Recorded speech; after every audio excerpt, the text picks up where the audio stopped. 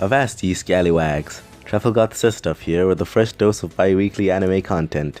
Yes, I know there's nothing bi-weekly about my uploads ever, but think about it this way. Get off my back about the time, it's bi-weekly, okay? That said, you should probably get to doing the thing. The thing, Gomu Gomu no pistol that like button, big man. Red Hawk that subscribe button. I'll wait. Or better yet, just onigiri across both of them, beating 2 Pikas with 1 Zoro. You're probably asking yourself why I'm driving this One Piece thing so far home, and don't worry my dear viewer, I've got you. You see, and wait for it, a huge One Piece fan.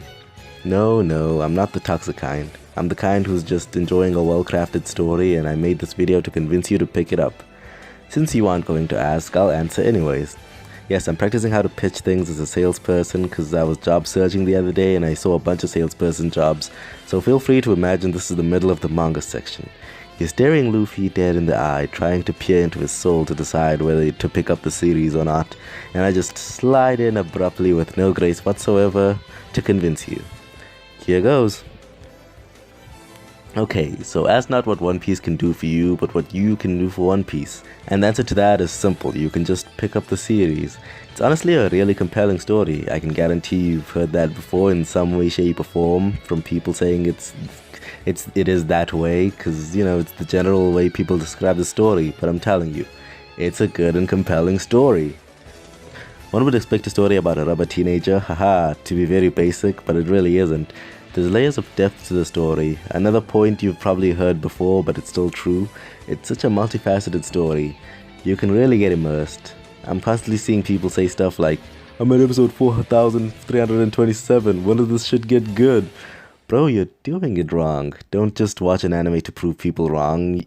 You won't enjoy it that way. I'm not saying it's impossible to hate One Piece though. The anime can have the same pace as my uncle when he's intoxicated and imitating a snail. But I never let it bother me until I was like really far into the series. To this day, I still think the East Blue Saga is one of my favorite long-running shonen anime main cast introductions. That's a mouthful.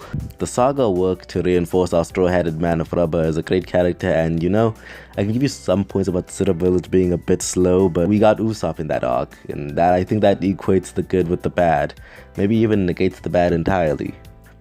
Okay, don't click off the video yet. Yes, I know I like Usopp, but think of it like this.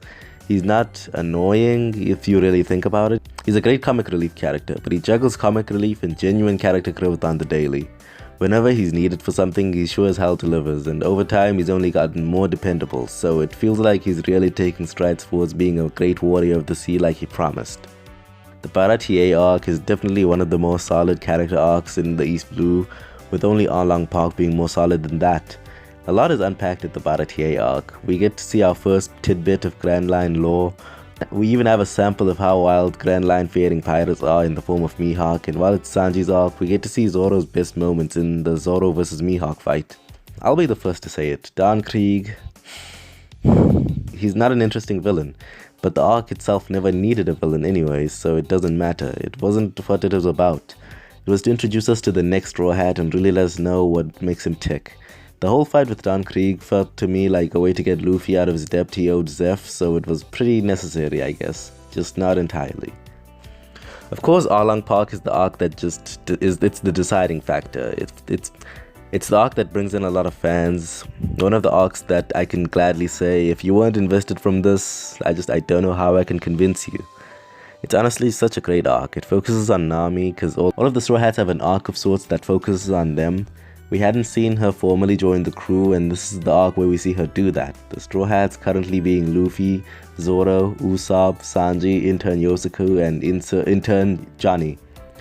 Hear me out. They aren't actually part of the crew, but they were acting like it, so... Anyway, as I was saying, the Straw Hats and the Straw Hat interns are tasked with freeing Nami and her village from the clutches of the Fishman pirates, who had taken over the entire island and extort people living there, forcing them to pay a monthly tax to continue being, well, alive.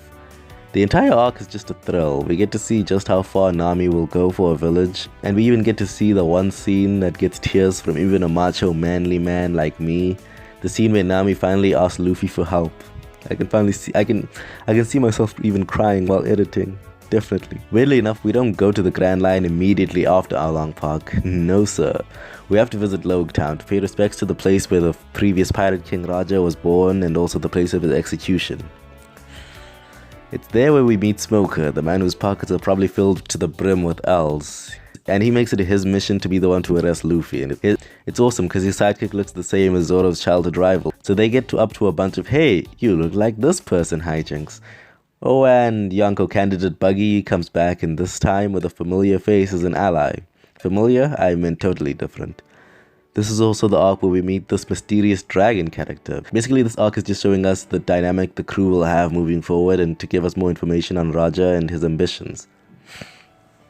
Honestly, the entire East Blue saga is like a demo version into the greater One Piece. If you didn't enjoy it, I don't think you want to continue. Lest you become one of those fellas who make those aforementioned "I'm on episode 4675, when does this shit get good" posts all over the interwebs. No one likes those guys. Similarly, there's those guys who add fuel to the fire by trying to keep the attention of those people who aren't enjoying the series by saying outlandish claims like, it gets good at episode 200. Bro, shut up. No, it doesn't. It gets good at Romance Dawn.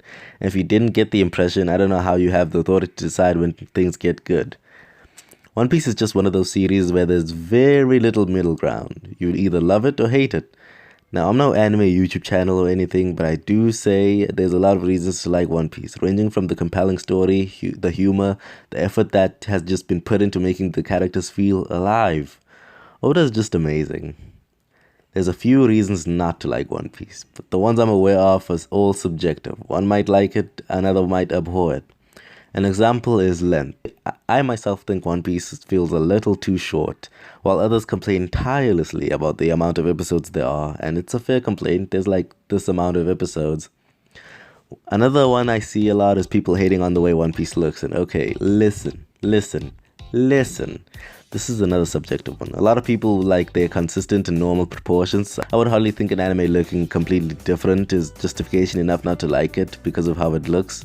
But people think different. JoJo gets the same amount of problems because of how it looks, but this is a One Piece video. Get your JoJo elsewhere. Elsewhere being here, but at a later date. Hit the notification bell to see when that happens. There is, however, a problem we can all agree on, and the fact is the anime drags on longer than it needs to. The pacing is such a big problem. I can remember back in 2014 when at the time President Barack Obama came out and made a statement to Toei to step up their game and pace the anime at a more satisfactory level. I want to cite a source, but I think I might have dreamt that up. I'm not sure, but I think it's true. I remember it so vividly. There's few alternatives to this problem though, like read the fucking manga. Yeah, that's all I got. So yeah, that's a lot of reasons to at least try out the East Blue saga of the anime, and if you like the anime at any point during, you can join the Straw Hats in putting their foot on a barrel and stating their goal. You can even say to finish One Piece as one of those. And right there is about it for this video. Hey you, yes you, my nakama. This is still your Captain Trafalgar sister speaking to you through your screen speaker YouTube thing, giving you an express message asking you to help me reach Yonko status. For every like and subscription I gain 100 million berries on my bounty, and I'm sure you see what I'm going with this, so why don't you help me make me one of the 4 emperors of the sea, yeah?